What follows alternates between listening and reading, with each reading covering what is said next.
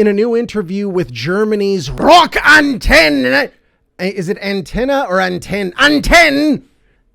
Original Kiss guitarist Ace Frehley, when asked about the band's farewell tour, Kiss, for those of you who don't know, are doing their like fucking 43rd farewell tour. At this point, though, they're pretty fucking old. I think they might actually stay away this time. And one thing that makes me think they may stay away is that they've attempted to debut new Kiss avatars that would theoretically allow the band to continue as digital ghosts. The new Kiss era starts now! For the next millennia, you'll have fucking Kiss thrusting their sweet diamond encrusted cod pieces via AI generated digital bullshit. And so anyways, Ace was asked about all those things on Rock Antenne. And when he was asked about if he's happy that Kiss is theoretically done, here's what he had to say. I'm happy it's over because I'm not going to be compared to them anymore. Glad to not be compared to them anymore. Ace did go on to immediately start talking about the Avatar thing, completely unprompted. I don't get this Avatar thing that they're going to do. I mean, I saw some of it on a video on YouTube last night, and it kind of looked like it was, geared towards children. Yeah. And it's not rock and roll. No. I get up on stage without backing tracks, plug my guitar into a Marshall and go. That's it. It's always been that way, and it always will be.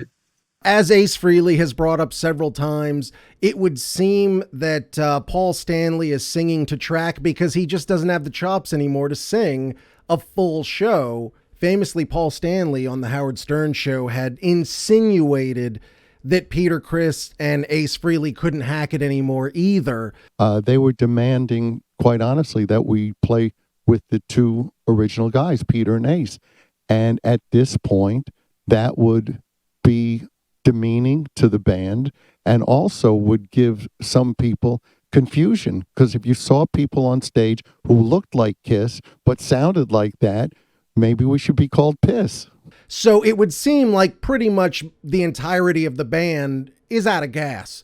So they needed a way to keep squeezing money out of these motherfuckers from beyond the grave. So they decided to try to make themselves into these weird digital ghosts that are going to live on beyond the band and continue to perform somehow.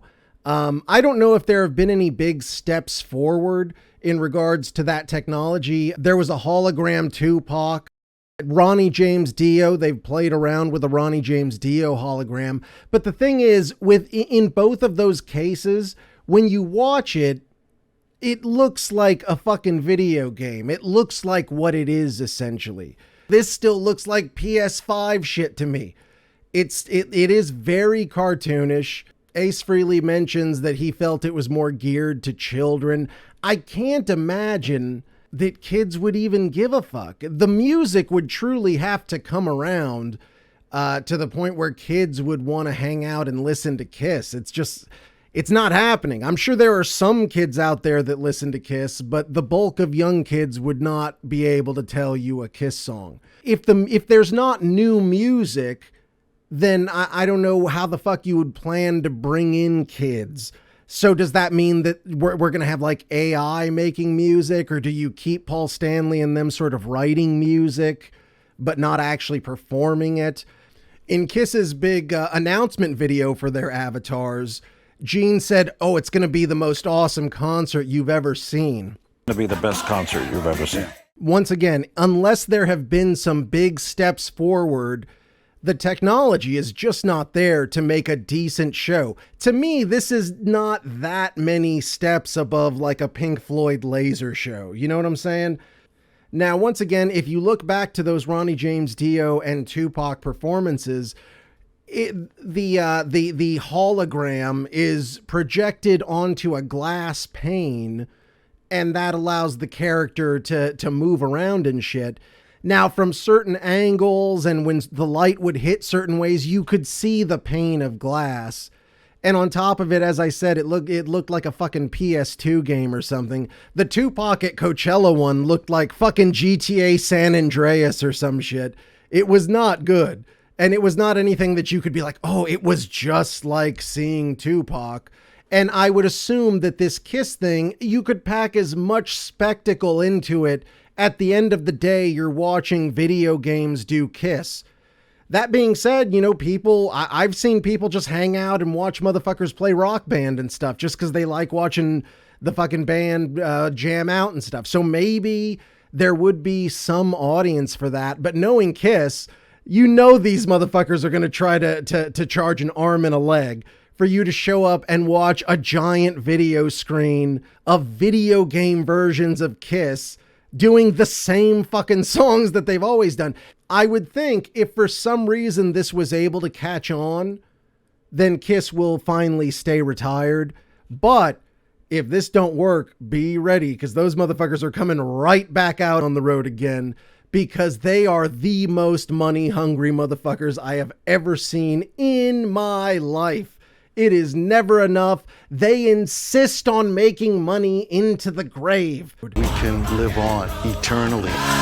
Now, beyond that, it was really funny because Ace Frehley went on to just totally take a shit on Tommy Thayer, his replacement, and he tried to do it in a very side-eye, shady sort of way. Yeah, Tommy Thayer is not a bad guitarist. He just is more mechanical than me.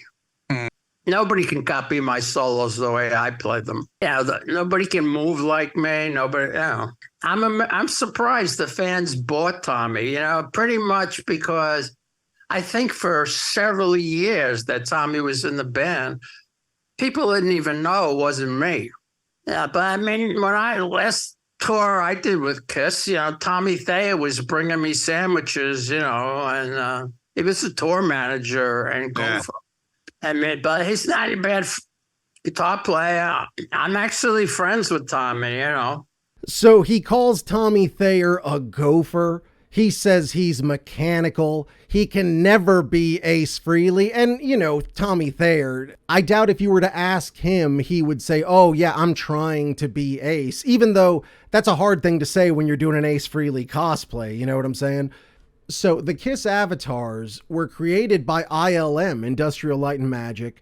And, not saying it doesn't look cool. It really does look cool. And if you wanted to make weird, like, little cartoons and shit, to me, there's more value out of that. Because once again, there's not going to really be any new Kiss music. And if there is, I mean, is it going to be good? Hell no. To the no, no, no. So I would think the best use of Kiss or the Kiss avatars would be to create some sort of, as Ace Frehley said, something aimed at kids that's more taking advantage of what Kiss looks like. Maybe, what would be awesome? Almost like a Death Clock type thing. I don't know, for any of you who haven't seen Death Clock, definitely look that up. They're called pain waivers. Fans are literally signing their life away, releasing Death Clock from any and all liability. Well, I got tore out and force-fed to me in a show. Death Clock rule! In London, some dude chopped off my fingers and threw them up on stage. Murderface rolled them up and smoked them!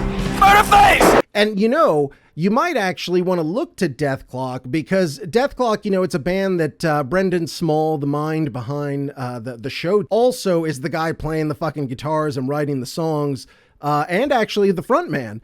So I've seen Death Clock live. Now, what they do is the band essentially plays live, but they're not lit. It's almost like if you're going to see a show and the orchestra is in the pit there, they're not lit, you don't see them, but obviously you hear them. And then there's, a giant screen where they're playing the animated versions of those songs.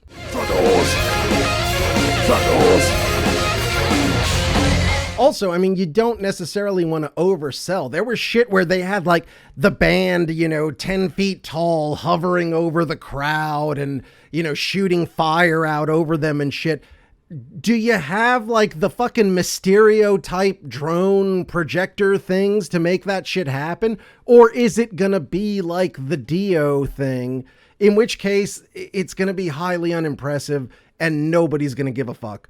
I mean, who knows? I don't want to say it's impossible. As we go into the future, you would think eventually this technology will exist to where you can have like actual holograms, almost like Princess Leia, where, it's a projector, but she's essentially a freestanding hologram instead of being something that's projected onto a flat surface but looks 3D. That's not, to me, that's not going to be worth a shit. So if Kiss is going to come with that shit, they got to do something way, way, way over the top to make it worth what these motherfuckers are going to charge for it. So Ace Frehley might think it's fucking stupid. I kind of think it's stupid too, but I am looking forward to what they're gonna do with it, because it's clear they've put a lot of work into it. These are well done. When asked about the show, Pop House CEO Per Sundin, who is actually, Pop House is the company that's putting it on. They're doing a digital show right now for ABBA called ABBA Voyage, which I have not seen, and I don't know what the fuck it is. He says, when asked about what the show's gonna be, he says, quote, "Is it a Kiss concert in the future? Is it a rock opera? Is it a musical? A story? An adventure? These 4 individuals already have superpowers. We want to be as open as possible." The avatars are going to be available for live shows around the world and in digital online settings, which some people collectively refer to as the metaverse. Which is that the Oculus thing? So, that would be interesting if you were watching a concert via like an Oculus. So it is all being pumped into your brain directly. So I'm sure that would be kind of a cool thing. But once again, how much can you really charge for that? It's live content, which is very cool. You can kind of do it once. Then what? Is there going to be new music? Is there going to be AI music? I guess we'll see how shit goes. We will keep you up to date on what's going on in the world of Kiss avatars.